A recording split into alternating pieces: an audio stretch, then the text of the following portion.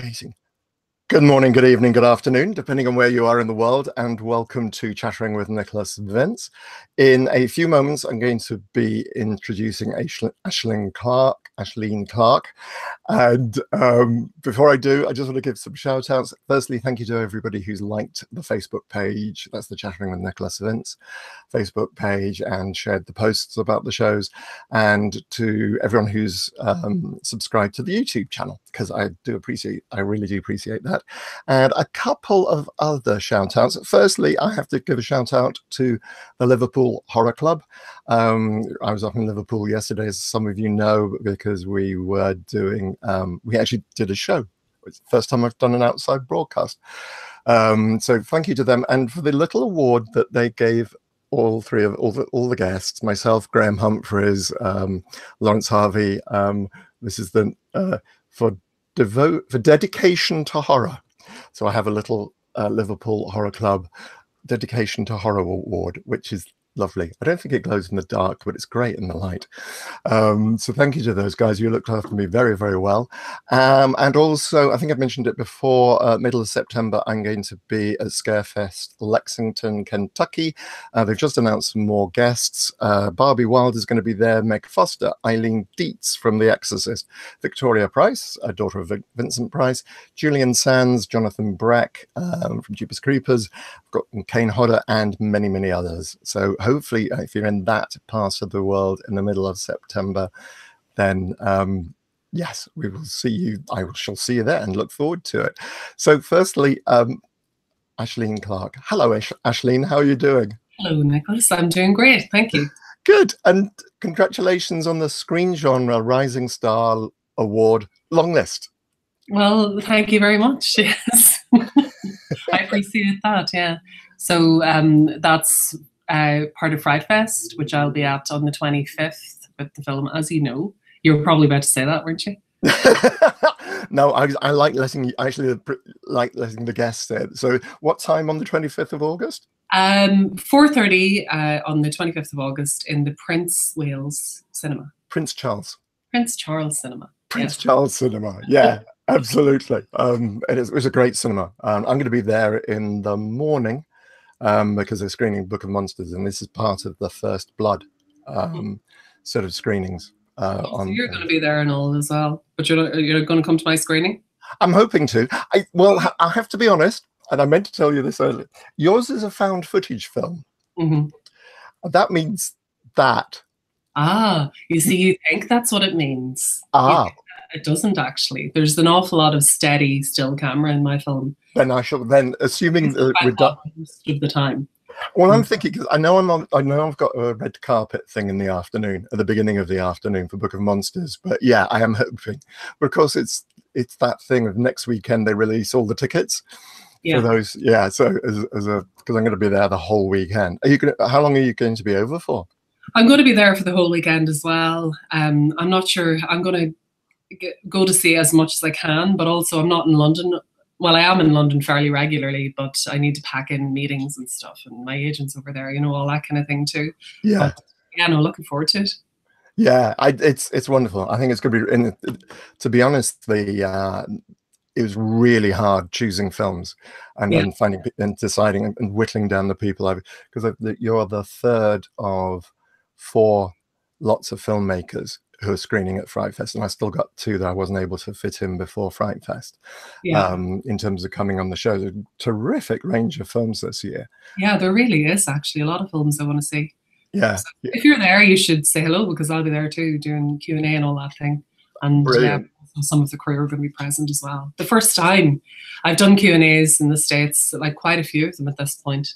And for the first time, I'm going to have somebody else on the stage with me to talk about it. Oh, brilliant. Oh, cool. Oh, well, I will absolutely do my best to be there. As I say, it's late enough in the afternoon that I think we'll have, because we screen first thing like 11 o'clock in the morning. So I'm hoping there should be some chance to come and see it. Right. I'm so glad you have put my mind at rest, because I did watch the trailer and I thought, oh, God, I can't. I'm just such a...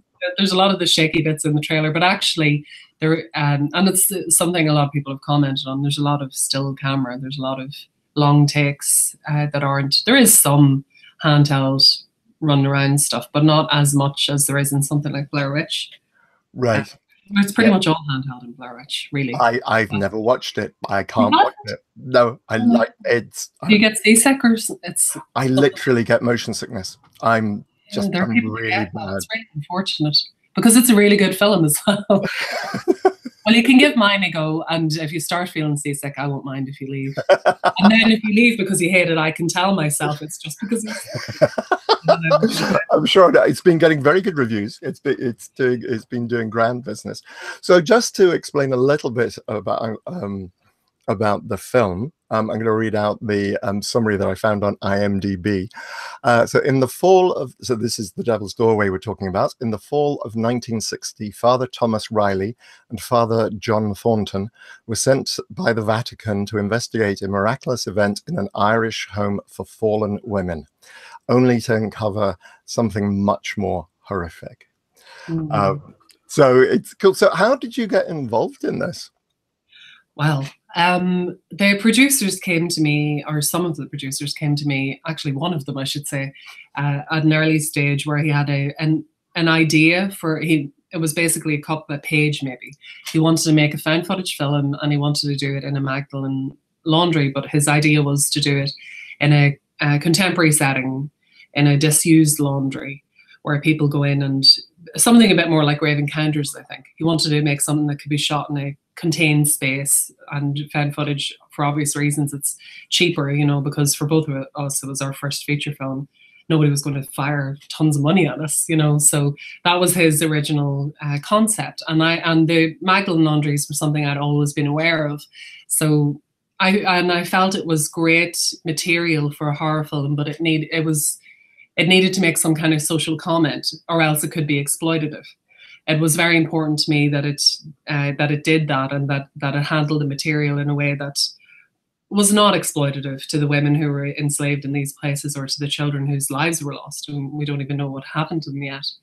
For people who don't know, there was a mass grave of 400 babies and young children found at Tuam in Galway, that we're still investigating. We don't know what happened to these kids. So there's a lot of social trauma, a lot of stuff that Irish people are still unpacking. And I think that's great material for horror films always, but it needs to be carefully handled. So, and also found footage, there's a lot of it. I love found footage, and there's a lot of bad films. There's a lot of good ones too. I wanted to make this a good one. And I didn't want people to just scroll past it and go, oh, it's another found footage film. So I thought, how do we make this aesthetically interesting? Set it apart a little bit. I thought there isn't many, or in fact there's none that I'm aware of, found footage films that are period. I've worked in period a lot in theatre, and in some of my shorts I tend to gravitate towards a period aesthetic.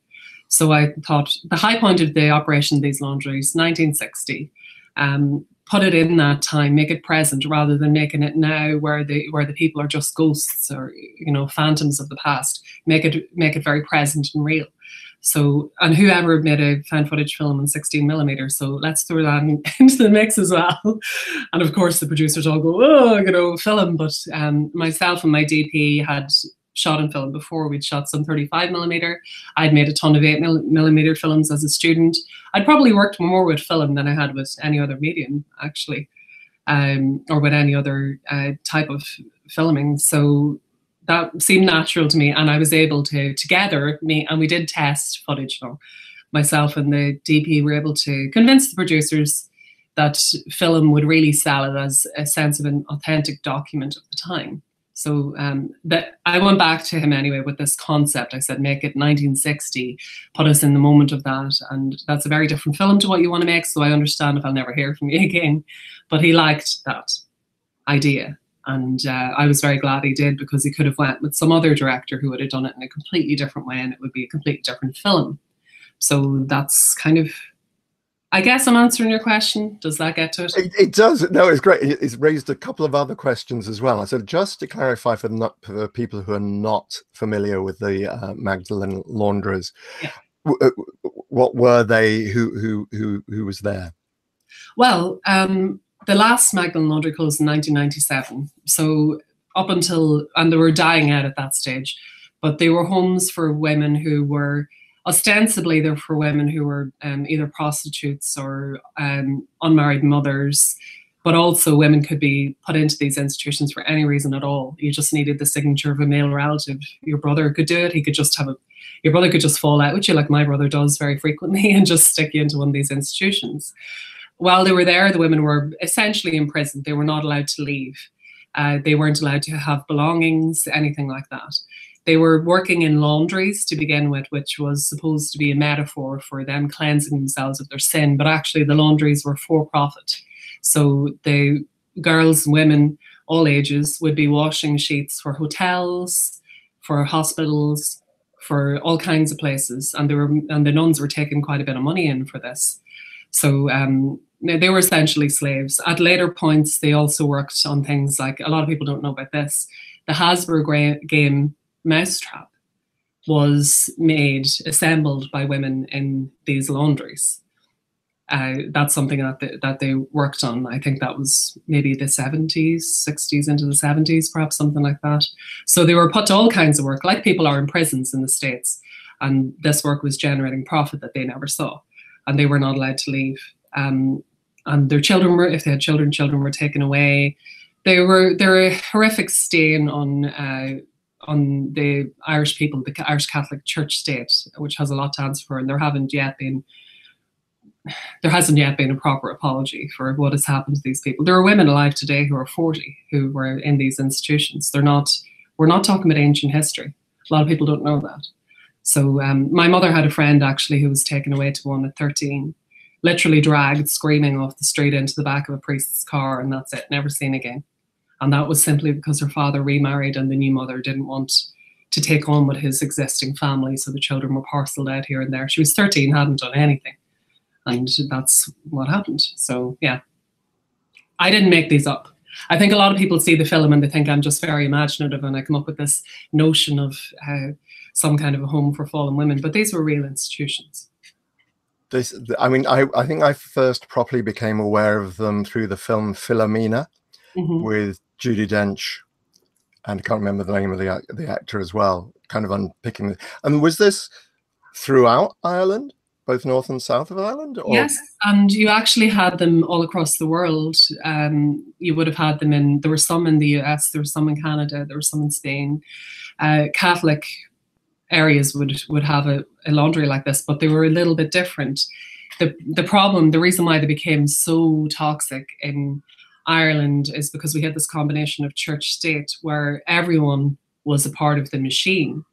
So there was nowhere to turn, and it's kind of what the film is about. It's about the hopelessness, trying to be a good person within a labyrinthine structure that won't allow you as an individual to be good, and what that means. So in Ireland, you couldn't go to the police and say, well, I'm in a Magdalen laundry and they won't let me out, because the police would back up the church. You couldn't go to your doctor because they backed up the church.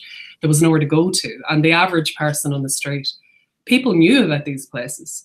They didn't know about the mass grave of babies, that we still don't know what happened to those. But they did know that these were places where women would be put, and you would be threatened with this. People would say, oh, she's going to end up in a Magdalen laundry. People knew there were bad places to go.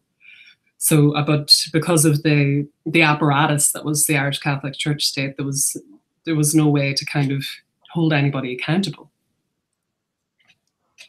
Yeah, it's kind of mind blowing. And we have one of my favorite board games is Mousetrap. We have one downstairs too. Yeah. So there you go. It's yeah. I'm going to look at where it was made now, because it's 1970. It's definitely because you can't get it now. It could have been. Yeah, I don't know. I'm sure they didn't make all of them, but they did make some of the assembled Mousetrap games. It's just yeah. And other games, and God knows what else. So yes. I'm trying to get my head around all this stuff. It's just horrible.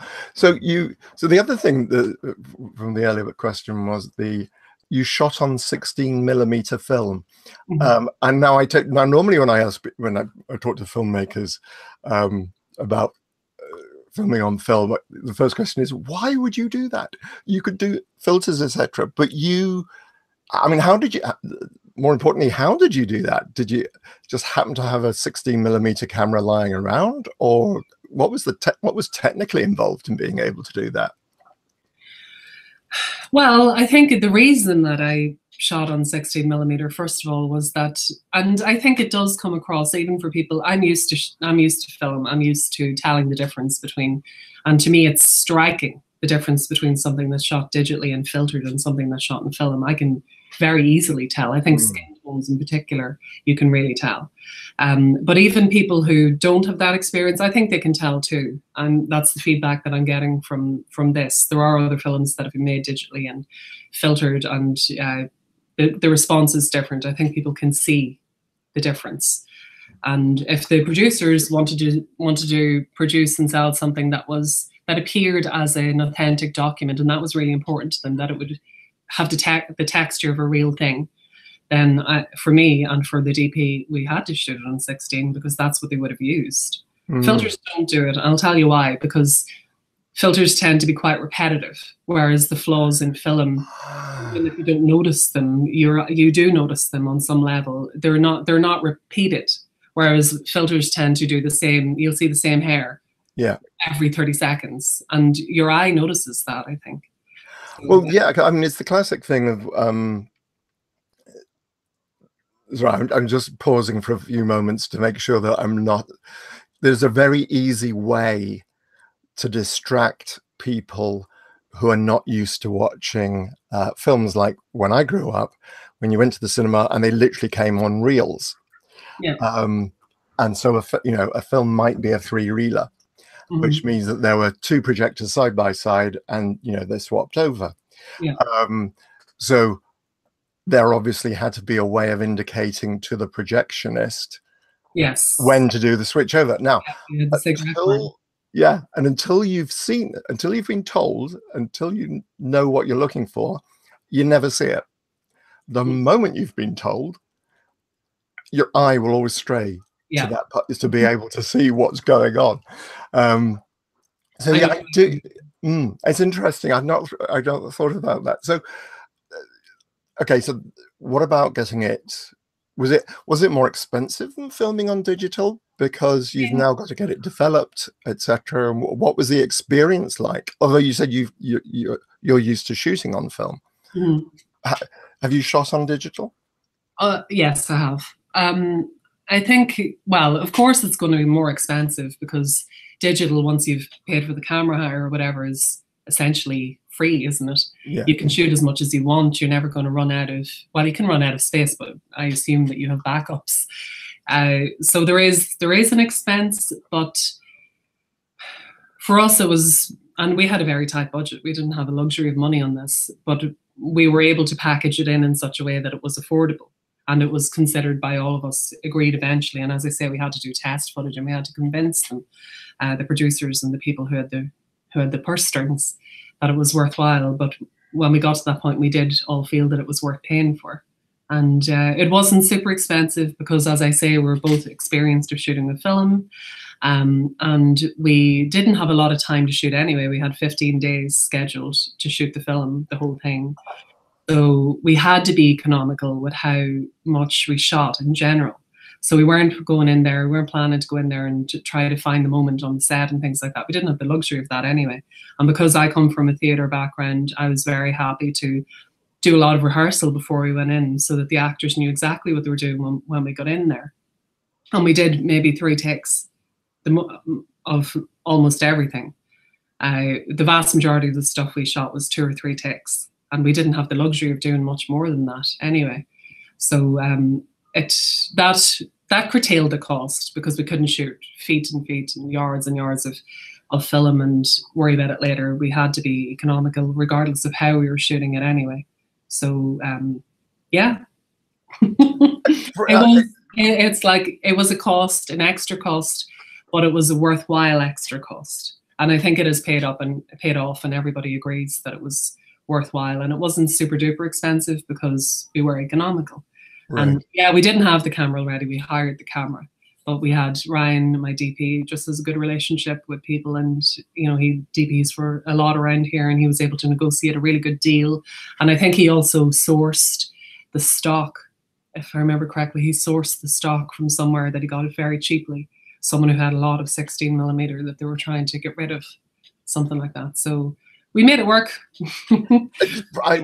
I find it absolutely fascinating, and I mean, well done. It's really interesting. I know as an actor, it kind of puts a little bit. It'd be interesting to know what your actors thought of the process. But as you say, if you're rehearsing everybody, if you've got the chance to rehearse everybody beforehand, I'm used to turning up on sets and being, well, I know my lines. I have always rehearsed. So all the films that I've made that have people acting in them, I've made films that are more kind of avant-garde or that involve stop motion animation, things like that. But if I've got actors in a film, I rehearse. It's just what I do. And I've yet to meet an actor who doesn't want to do that. They always want to do that. They could say, oh no, I can't my schedule, but they always are very keen to rehearse and to feel rehearsed. So that works for all of us. I think basically as an actor, you just feel more relaxed. Yeah. It takes, because it's funny, I was filming last week, and it was somebody, and I was saying, I was introduced to him, and basically all my scenes were with this one gentleman. And I said, okay, well, shall we just run lines together? I say, so we just run, we ran lines. But the first thing I did was say, okay, let's get up and move around. Because I know the moment that you actually physically stand from having learned a script, you can say out loud and so on, but actually walking, talking, chewing gum, doing three things at the same time is really hard. And because it had happened to me on a previous film set, I absolutely knew it. But the moment I had to move around, it's like, half your brain is now working out where you're supposed to be standing, what the direction is, which mark you've got to hit, and so on. So if you've got something you're basing, it feels more comfortable. It just means you're more relaxed. I think as an actor doing that. So I don't think I've ever been in a position where, it's never happened as far as I'm concerned. It never really happens, I'm told. I only know my own sets. Right. Never really been. I visited one or two sets, but I've never really been on other sets, so I don't know. But it's just how I work. It feels like the natural thing to do for me. It's what I've obviously always done in theatre, and as I say, actors usually are very happy to do it. So I feel comfortable. It helps us all know exactly what we're doing. I bring my DP as well sometimes to the rehearsals so that he can see how we're working at the blocking on this, and he can get a sense of how he might shoot what we're already building. So by the time we get to the set, we pretty much know sometimes things change, but we pretty much know exactly what we're going to do. And we're not wasting a lot of time figuring that out as we go. I don't know why everybody doesn't do it. I think for me, it's the way to do it. Obviously the answer is money. Yes. It's always the answer, isn't it? It is. Yeah, there's never enough time. There's never enough money. I think actually as well, because I studied film too. I went to film school, and I think there isn't enough focus on the acting process in film school. And well, particularly I only went to one film school, so I can only speak for my own, but I think it is generally the case that there's not enough focus on that journey, that process, what it involves, so that a lot of directors come out of film school and they're really comfortable with certain technical aspects, and they know what they want to do, but they're not very used to actors, to dealing with these human beings that they need to funnel their ideas through, that they need to get the actor to be a conduit for the thing that they want to see. And they don't really know how to deal with that. I think there could be a lot more done in film school. And I think it's because I worked in theatre, and you have to. There's no getting away from it. It's all about that process. So that becomes second nature. And I think we could do more of that. I think there are some people who are a little bit scared of actors, actually. It's quite common for new directors to be a wee bit intimidated of having to deal with the human element of the film. I think there's also that, and some of them I know, I've been to Q&As, it's just like, you think a human being is able to recreate the vision you have in your mind, and because they're not doing exactly the way you pictured it in your mind, you're disappointed and you're frustrated with them, and you're going to blame them for not living up to that thing.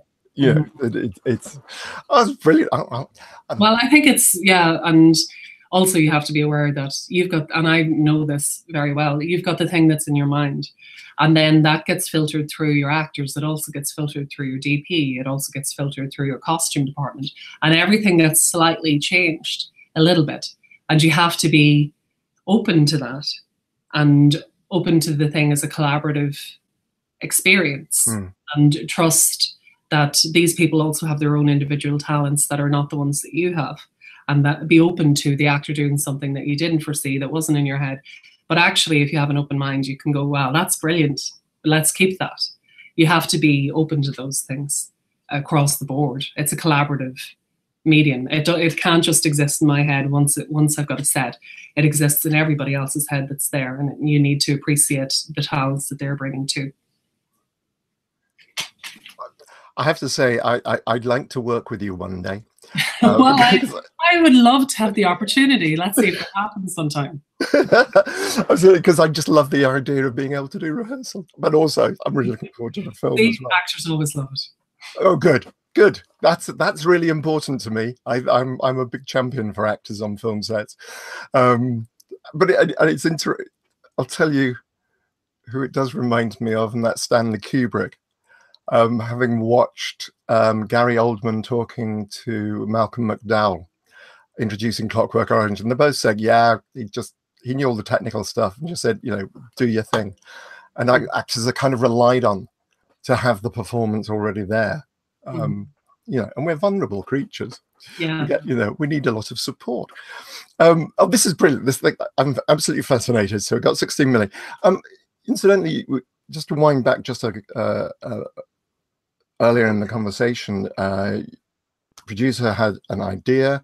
There are 3 screenwriters credited on the film. Is that right? Yeah. So, so how did the third person get involved, and how did that work? Well, I've actually never met. I've never met Michael, who is based in New York. I think we had very little contact. It was mostly that Martin, who had already worked. Martin was my producer. He'd already worked. Michael, they'd written a comic book series, and they had an established relationship. So their part of it, they did together, and then Martin would come to me with what they had. So it was kind of strange. Well, because Michael, as I say, is based in New York, and they were all over here in Northern Ireland.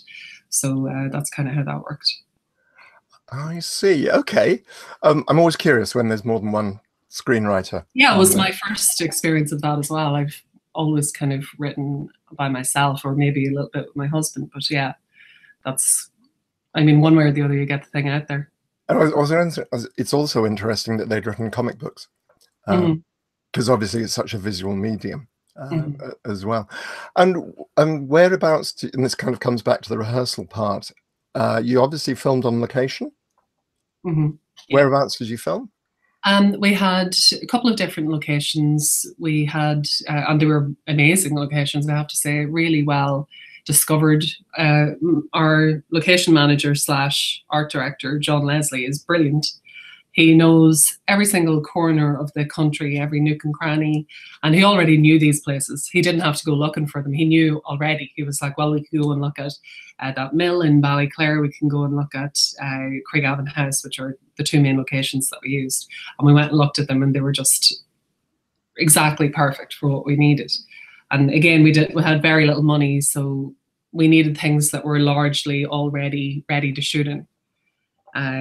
There was a little bit of set building, but for the most part, we were using what was there. And John, we dressed them, of course. So one of them was Craigavon House, which was the former home of Lord Craigavon that had last been lived in, I think, in the 30s. And that's in Belfast. And it's a beautiful big old house, but given that nobody has lived there in so long, it's a little bit, you can imagine what it's like. Well, you can see it in the film. It's fallen apart a little bit, it seems, but that suited our purposes. It was actually used as a SOM hospital during the war. And people say it's haunted, and it certainly has. It's a very creepy atmosphere to be there. And it's the coldest place I've ever been in my life. We had no heating, but we had all the fireplaces lit when we could light them. And we had like little portable heaters, I think. But there was no central heating, but it was unbelievably cold just all the time. So maybe it was haunted. And actually the roof fell in the day after we left the set. We had a church, we used it as a church. It was originally their great dining hall, and we turned it into our chapel. And the day after we left, the roof caved in entirely. And we were supposed to still be there. We were supposed to be doing a couple of pickups that day, and lo and behold, the roof fell in. So I don't know, maybe it is haunted. The other place was a disused linen mill in Ballyclare, which is very near to where I live, actually. I live up on the coast in Northern Ireland. And it had a lot of the things that we would have needed. They would have, because it's a linen mill, they had big machines for hauling huge pieces of linen. And a lot of that would fit in aesthetically with what you would need in a laundry, where an industrial laundry where people are washing all this stuff. So, and both places had networks of corridors and tunnels and weird. The Craigavon House actually had underground, a small part of underground tunnels that we were able to use to shoot in. And we don't really know what they were for. Why did these exist? Like, we went through a hole in the wall, if I remember correctly, and then there was this sort of passage of, maybe it was something to do with an archaic heating system, or maybe Lord Craigavon back in the day was up to some kind of hijinks. Who knows? But yes, those were the two main locations. Wow. Wow. What was your most fun? What part of filming did you find the most fun on this shoot? What was your favorite moment during the shoot? My favorite. I actually really enjoyed the whole shoot. I had a thoroughly good time. I think most of us did.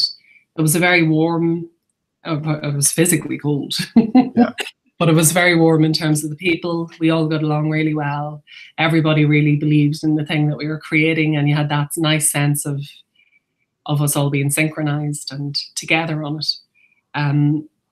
In terms of what was my favorite moment, well, I think actually there is a ton of really good performances in this film.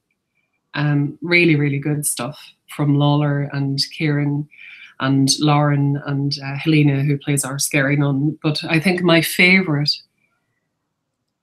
is the birth scene. So there's a birth scene in the film that's quite long, and it's single camera. There's no cutaways or anything like that. I mean, it's found footage, but it's all still camera, and it's just right on her face the whole time. So we don't see anything, but we know that this is brutal and horrific and traumatic and awful. All we can hear is what's being said. We can see bloody towels passing behind her head. We can see her anguish as she's lying there, and her face.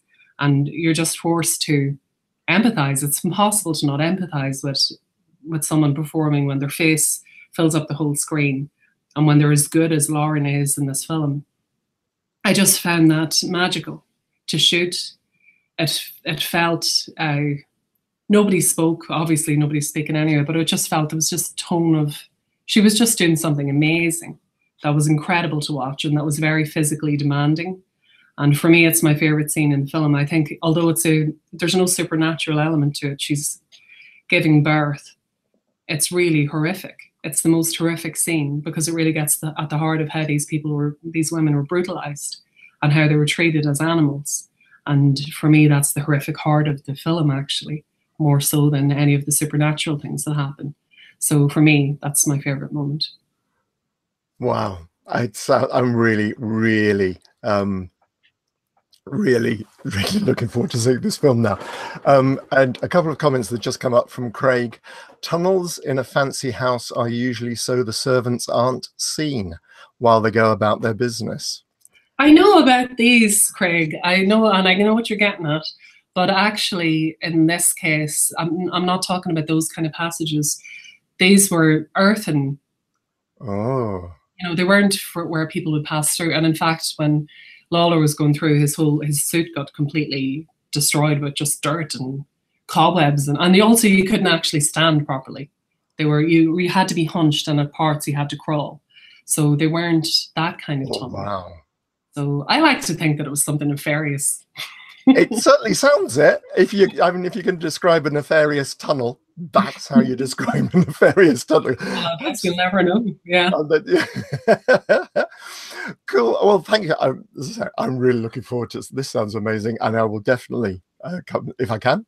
That's going to be at the top of my list for getting tickets when they become available to us pass holders. So let's move on to the ghost stories of E.F. Benson. And before we do, I'd just like to give the usual shout out. Spoiler alert, we may give away plot points inadvertently during our discussion. But the ghost stories of E.F. Benson, I've got my copy of it. I wish I had my copy to hand now. It's the same one, is it? Well, actually, that's the Gaddis one that you have. My edition of that is Kindle. So that's interesting. Now we're going to be talking about a publisher later on, and we're going to talk about hard book, paperback versus Kindle. I've also got it on the Kindle as well, because I was reading them whilst Arrow was away, and I thought I have the audiobook too, actually, as it happens, of that Gaddis one. He reads it himself.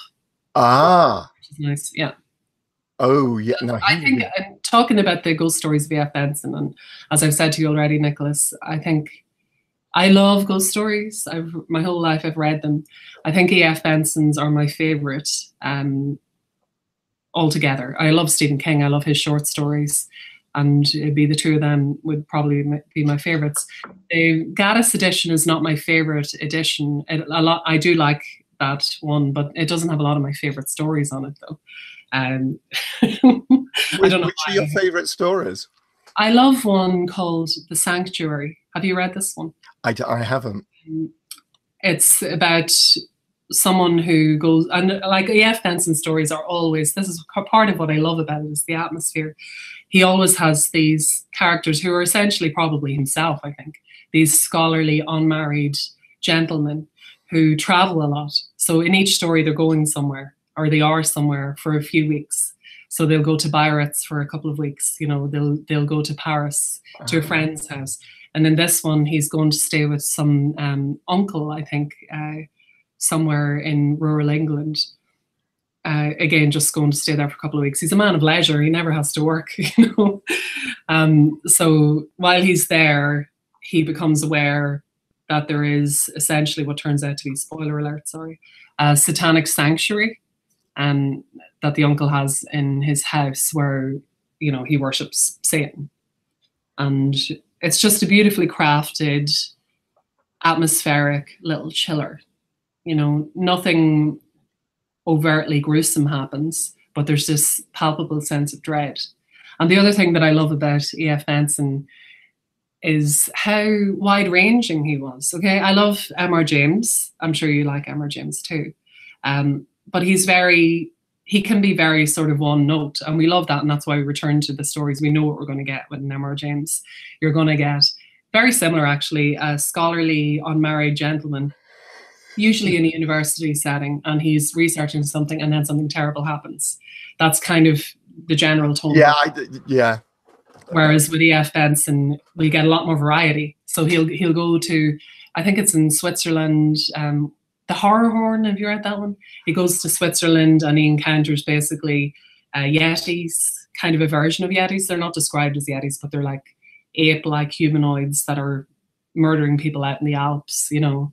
Or you have caterpillars where there's an infestation of, it's body horror essentially, an infestation of caterpillars that stand in for, as a metaphor for cancer in the story.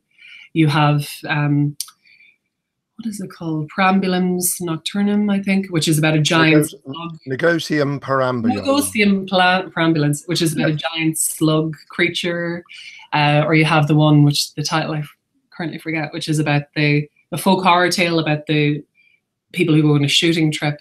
You know, a couple of friends, Edwardian friends, go on a shooting trip somewhere in England. It's all about Gosford Park, but they shoot a couple of hares, and the locals do not like this. The locals take this incredibly seriously, and it never gets to the overt. Always with E.F. Benson, he's never very overt. This is what it is, and that's part of what I like about it. We get the sense that maybe the hares were witches, or that all of the local people can turn into hares, so that these hares. This sounds very familiar, and I see a lot of these. And when I was reading just this small selection by Mark Gaddis, I grew up reading short ghost stories, and literally, I think the first book I got as an adult library member was a collection of short stories. So I was reading a few of these, and I thought, yeah, I'm sure I read those about 50 odd years ago. And now you're describing that one, that sounds very familiar. I have to say, Negotium perambulans, that really, really struck a chord. It's something about slugs. And incidentally, I have to say, this is worth reading as an introduction. I think as an introduction to some of the stories. Yeah, absolutely. You know, it's a nice gateway. But I don't like the way he puts the simile-themed stories one after the other. Yes, yes, I'm with you exactly. Yes, and it's kind of like, yeah, Benson had something about slugs, because the metaphor appears twice, and funnily enough, caterpillars, the one you referred to earlier on, is in there as well. And he is, yeah, slug-like creatures. He obviously didn't. And I mean, Benson grew up in East or West Sussex, down on the south coast, and it's redolent of that. One of my favorites in this is The Man Who Went Too Far, in communing with nature. Oh yes, yeah. This is the Pan type story. Yeah. But it's just beautiful. It's that logic, you know. It's the logic. Is that something, you know, a man is incredibly happy and looking young. I love the idea that as you become happier and happier, you look younger and younger. But as you say, yes, it's the thing of, I went to visit my friend, or my friend came to visit me and told me a story. Yeah. It's definitely that kind of is a frame thing. There is I have to just give a mention to this one. The line, "Just room for one inside, sir." Oh, yes. I was just talking to my husband about that this morning. Just room for one more. Yeah. Which is, some of you may well, watching this will probably know, because I talk about it all the time, the Dead of Night film, anthology film. Just room for one inside, sir. 1945 film. This from the short story The Bus Conductor, known as the hearse in the film. A very simple idea, but just really well told. But, and again, you know, obviously the son of a man who went on to become the Bishop of Canterbury. And his mother was a formidable woman as well, of course. No, tell me a little bit more. I'm not that familiar with his mother. Well, I'm not overly familiar with her myself. I just know that she was also a writer, and she was, there's a book that I did start to read, we haven't finished yet, called As Good as God, As Clever as the Devil, about his mum. Really? His first name escapes him. But yeah, she was a formidable woman, very well respected, but also very intelligent and witty and acerbic and all those things. So an interesting character to look into. My husband knows an awful lot about her. He's a big fan.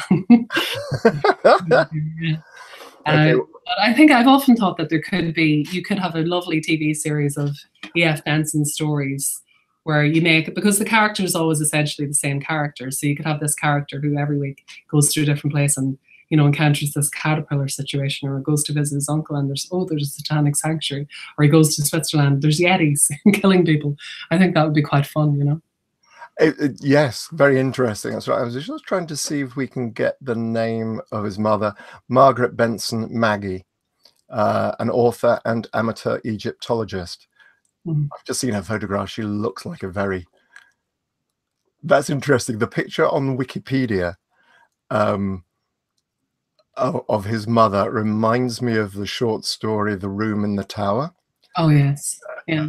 Look it up later on and just look at, yes, there's a very formidable, I don't know if he was writing about his mother, but that particular version of his mother. Yeah, it's interesting you should mention that, actually, because I almost did a theatre adaptation of that a number of years back. I actually did do an audio theatre version of Caterpillars, which we took as part of a play. Like, we had, I think, 10 different plays that we took, short plays, to the Edinburgh Fringe a number of years ago. But there's a local writer here in Northern Ireland, Carlo Gebler. Do you know the name? Don't know Carlo, no. His mother is Edna O'Brien, a famous Irish writer, and Carlo's brilliant as well. He did an adaptation of The Room in the Tower for BBC Radio 3, and we were asked to do a stage adaptation of his radio version. So, yes, we didn't do it in the end for various reasons, probably money again. But yeah, it's the usual reason. But I completely agree with you, because about making them into a TV series, and I like the idea that it's one person who just goes through these series of travails. Because the narrator figure, actually. Say again? Mark Gaddis would probably love that. Yes, yeah, But also because I think, you know, for people of my generation, growing up with M.R. James' ghost stories at Christmas, the TV versions of those. But yeah, when I was reading them, very much struck me in the same way.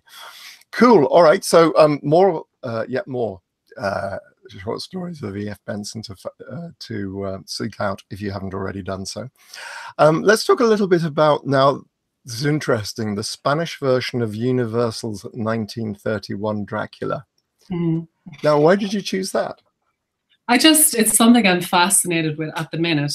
Myself and my husband are working on a script that's in that world, that's basically from the point of view of Bela Lugosi as the central figure in this story. So I think it's an interesting, and you as an actor might understand this too. So basically, during, and for people who don't know maybe about the Spanish language version or why they had it, this was at the dawn of talkies, and they hadn't yet figured out the whole dubbing side of things, but they had a massive Spanish language audience, Universal Films. So they wanted to keep that audience, but they knew that they would need to give them a Spanish language version. So they, at night, when they were finished shooting, when they'd wrapped for the day on the Bela Lugosi, Todd Browning, Dracula, a different crew would move in. A Spanish language speaking crew would move into the same set, use all of the same props, everything, and make the same film line for line in Spanish. And Bela Lugosi stayed back after his shoot wrapped many times to watch the other Dracula being filmed, to quietly stand and just observe it. I find that very interesting. And there are whispers that he felt that this version was better than the one that he was working on. And I think creative people in general, but actors in particular, I think could fall for that, could start to feel, and there are parts of it that are better, there are parts of it that aren't better. Certainly the lead actor in the Spanish language version is not nearly as strong as Lugosi. He makes faces. Lugosi uses his eyes. He really terrifies us, whereas the other actor's just grimacing. It's that, when you look at the publicity stills and so on. Now, there's an interview with the lead actress whose name entirely escapes me at the moment, of the Spanish version, saying, you know, they literally had the same marks. They finally, you know, they started shooting 10 days later, but they definitely used the same sets, and they, you know, but funnily enough, the Spanish version is 29 minutes longer than the English language version. But you look at the guy playing Dracula, and literally it's the same hand movement as Lugosi, and you just think it must have been. Now, Lugosi obviously had done this on stage hundreds of times. Yeah, had played the part of Dracula, which is one of the reasons why Universal flew him across to Los Angeles to screen test him for the part. But yes, you're absolutely right. It's interesting how the I like the yes. I think it's just one of those things, you know, and I think every creative person, and probably people who work on all kinds of things, have this, there's this little voice inside that says, maybe you're not good enough, you know, maybe someone else would do this better. So you can imagine if you're watching somebody else doing exactly what you're doing, that you might find ways to, that little voice would find a way to make that proof. You would think, well, that gesture was better than how I do it. Or it feeds into that internal doubt that a lot of creatives have, I think. That's really interesting, isn't it? I was amazed at how similar it is in some parts. What I found a video comparing the two versions of it, and I found the filmmakers or the YouTube, and it's only a two-minute video, and you're saying, what, you know, lots of people say that the Spanish version is better than the English version. Here's why I think it's not. A, it's 29 minutes longer, therefore it's bloated. The English version has 43 camera moves versus 37 in the Spanish version. The English has 28 camera pans versus 13. And I think, well, that's a really interesting way to look at filmmaking, because personally, I like the fact that the Spanish version is longer. I like the whole the carriage, the both scene, you know, literally they open with the same opening shots because it's just a carriage going through mountains, or beautifully painted mountains, because you can do that in black and white so beautifully. The opening scene, where it's Renfield rather than Jonathan Harker, who's going to visit Count Dracula, is much longer in the Spanish version. And actually, I think it's funnier. You get to know more about Renfield and care about him more, because he just... I mean, Dwight Fry in the English-speaking version is my favorite Renfield of any. Yeah. The guy I can't remember the name offhand, but the guy in the Spanish language version is really good. Yeah. I think he's the standout of that. Well, funnily enough, I was looking at, again, watching them both earlier this week, and I'm thinking, actually, Renfield is the part you want in that film. It's not Dracula. Yeah, Dracula's huge, but as an actor, the one that you're going to want to get your teeth into is Renfield. Yeah. But as I say, it was based on they basically filmed a stage version, a stage play for the basis, because it's a well, funny enough, I've got my version, my folio version of Dracula. It's a thick book. It takes a while to film something like that, and I just think it's nicely cut. But of the of all the parts, definitely Renfield is the more interesting character out of all of those. I can see that. Yes. In terms of, yes, I saw the video that you're talking about, where they deconstruct, or they make a comment on both films, comparing them in that way. I find that a really strange way to judge the quality of a film. I don't think that you couldn't apply that to any other art form. You can't just deconstruct it in that way and expect it can't be qualified in that way. Do you know what I mean? Like, I completely. It has this amount of shots, and therefore that makes it better, or that makes it worse.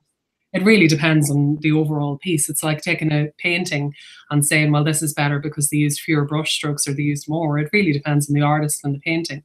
But I think in the Spanish language version, they do have some more balletic shots, I think.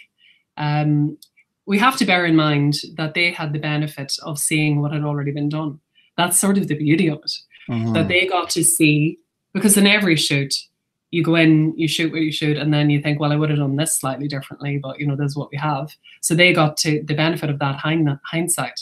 They got to watch, and they did see the other film. Well, yes, because they actually started 10 days later.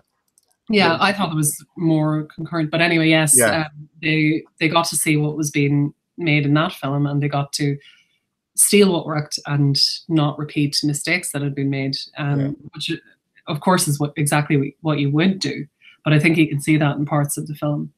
But in terms of the length of it, in fact, the English language, the Todd Browning version, was longer, but it was cut when distributors got nervous after a test screening or something like that. It was cut. And you have to bear in mind that these are two different audiences that are being marketed to in different ways by different marketing teams. So it's not that they shot more, and who knows what we would have missed in the Todd Browning version that isn't there, that was taken out for various marketing decisions. There's stuff in my film that I miss, stuff that isn't there, that we shot that I miss, that was eventually taken out for whatever reason. It's the same in most films, isn't it?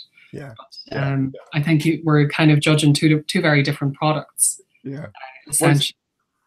I think what I found most noticeable is there's a very classic shot at the beginning of the film and it's a track through the crypt to the coffins, which to me it's much slower. It feels almost half the speed, twice as long. I have to go and look it up and just check if the impression is it takes a lot. They spend a lot longer.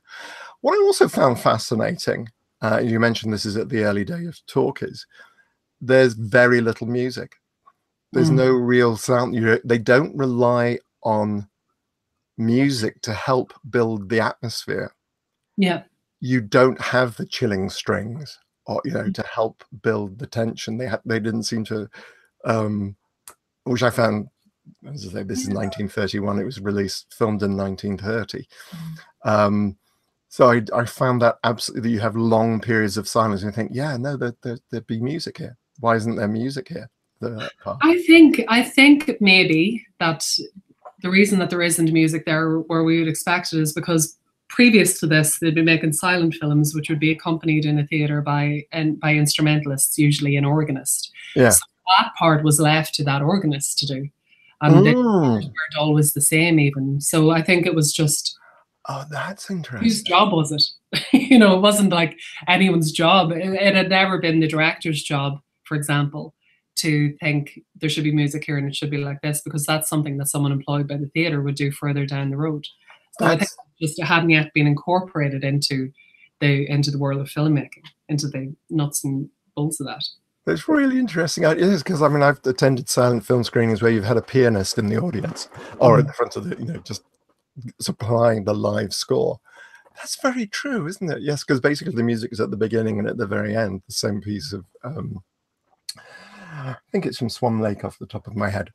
But it's great. Okay, cool. Well, we're coming to the end of the show, and before we end, you wanted to talk about Swan River Press. Please tell me a little about that. So, well, Swan River Press was started up by an academic, a scholarly gentleman, and like our friend E.F. Benson, right, who is down at Trinity there in Dublin, Trinity College Dublin, and he's a big scholar of Le Fanu and Stoker, so those being Irish writers of the genre. So Brian went about setting up his own publishing press for Irish Gothic work. He is an American himself, from Wisconsin, I think, but he produced a number of, they do reissues of classic works, but also new writing. So I've got a couple of the copies here. They have these really good collections of weird, uncanny fiction, I suppose you would call them. Oh, okay. Uncertainties, and there's 2 volumes of this, and these are works by new writers, so there's stuff you haven't seen before, and some of it is extremely good, so it's worth checking out. There's the other one, Uncertainties 2. And Brian also runs the Ghost Story Festival in Dublin, which happens, I think, every 2 years. This year, the guest of honor was Linda Rucker. So they get quite high-profile writers in the genre, and it's always really fun. A couple of days down in Dublin there. Another copy, let's say I have The Pale Brown Thing, which is one of the reissues. So that's by Mervyn Wall, and it's kind of a satire on Ireland at the time that it was written, through the medium of demons and witches and things like that. So fun stuff. It's a great little press. A lot of people don't know about it, and I think a lot of more people should know about it, and it's just a labour of love. If you're into Irish Gothic fiction, which if you like Dracula and stuff, you probably are, then you should check it out. How interesting. I think you kind of we touched on earlier on the fact that you had the Benson on Kindle. Mm-hmm. What is your feeling about now? Obviously, I think Swan River Press do physical copies only. Is that right, or do they do Kindle as well for the new writing? As far as I'm aware, they only do physical copies. I think the whole thing is a little bit old school, you know, in a nice way. I think, yes, as far as I'm aware, there are no Kindle copies of the books. They're all tangible artifacts, which is part of the joy, you know. There are only so many of them out there. Well, I find it's fascinating that, you know, for me, it's kind of akin to the fact that long-playing records are making a comeback. Mm-hmm. That actually people want this beautiful thing where you can have a large gatefold illustration. In fact, Graham Humphreys, who was in Liverpool with us yesterday, just published the fact that they're issuing audio versions of the League of Gentlemen TV and radio series on LPs. And that means you have this, you know, this beautiful thing that you can hold with these wonderful illustrations done by Graham. And we spent 2 months working on them. They're gorgeous. I mean, who doesn't like that? That's really something that I miss about the old days of records and even CDs, that you'd bring it home and you'd open it out and you'd see photographs and you'd read the lyrics. And I think I've noticed this myself. I think millennials, who their whole lives have been raised in a very digital world, really have a hunger for things that are tangible, you can hold, you know. So if you go into shops like hipster young people shops like Urban Outfitters, they have analog cameras all the time. They have had for years. So they're selling Polaroid cameras, and not just one version. There's, I think, 3 or 4 different versions of Polaroid cameras where you can have a tangible photograph in your hands. in Urban Outfitters right now. So I think there is a movement towards things that are tactile and real rather than things that are digital and transient. It's, yeah, I was going to say, for those of people who don't know, Folio Society are known for their slipcases. I love the fact that you can put a book inside a slipcase. They're gorgeously illustrated covers, and then throughout you get really, in this instance, kind of woodcut illustrations. I love a good illustration in a book. And I've just realized what it is I'm looking at. This is Lucy. In the graveyard. Yes, what a child. The White Lady. It's the White Lady. Yeah, they're really fascinating things. And you know, the fact, and of course for me, I had my big birthday recently, and the first thing I did was ask for art books, because there is just something being able to hold a big book and see something that's larger than your iPad or your Kindle. Okay, so you can zoom in and you'll probably see more detail, but if the reproductions are done well in a physical book, just sitting with that weight on your lap and being able to flip through pages and so on, I think is absolutely gorgeous. Yes, I agree fully. Yeah. Okay, well, I shall definitely check out Swan River Press, because I need an excuse. I should have said actually that my husband has stories in both of these collections. Oh, right. My husband writes weird fiction, and he's been fortunate to have been published by Swan River Press, so he's in there. His name is Reggie Chamberlain King. If anybody wants to check out his stories, they're very good. Good, Reggie Chamberlain. I shall look forward to checking some of those out later in the year, when I've got some Christmas lists. Christmas lists are a great time. I always give books. I don't give any other type of present. I only ever give books to people. I have done. A good present. Yeah, that's everyone knows they're going to get a book. It's the best present. Yeah, and that's all I know how to buy, basically.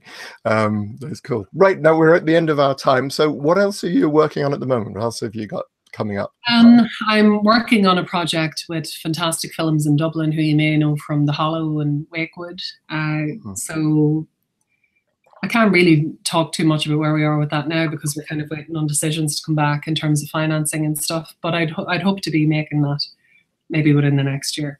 It's called Rainy Days, and of course it's horror. You know, I'll leave it at that. And then filmmaking. Yes, and then I've been working on a TV series as well, which is I always say I wouldn't just work in horror, but if I'm not writing horror, there's a dead body somewhere. So this is a crime thriller, like a noir type TV series thriller that I've written a pilot for, which has recently been picked up, and hopefully, fingers crossed, something will be happening with that pretty soon too. It's called Black North. Oh, cool. That all sounds very exciting. Well, excellent.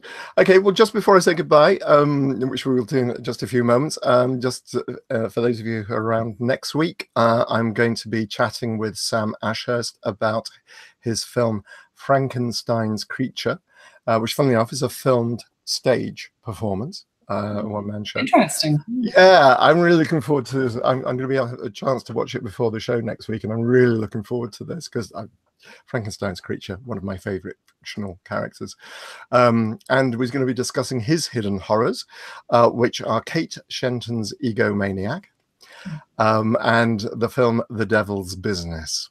So if you're around next week, please come and join me. And just give people a heads up, that'll be the last show for at least 4 weeks, because I've got FrightFest and then family, and then I'm away for a couple of weekends doing conventions.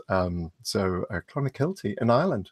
Oh, are you? You're going to yeah, Clonakilty. Nice. Yeah, before I go off to Lexington. So yes, Clonakilty. Check that out. It's I can't remember the name of it. Sorry, but anyway, yes, I'll more details of that when I next week's show. Aislinn, thank you so much for joining me. Thank you for having me, Nicholas. It's been a real pleasure. Good, good. And I do love your red top, by the way. It's brilliant. It matches the lipstick, see? You need on saying. You can tidy the room and everything, kind of, a little bit. It's great. Thank you very much indeed for watching me. In a few moments, if I got everything sorted out, there'll be links kind of appearing on the screen to subscribe, etc., and website and so on. Check those out. In the meantime, take care and hopefully see some of you next week.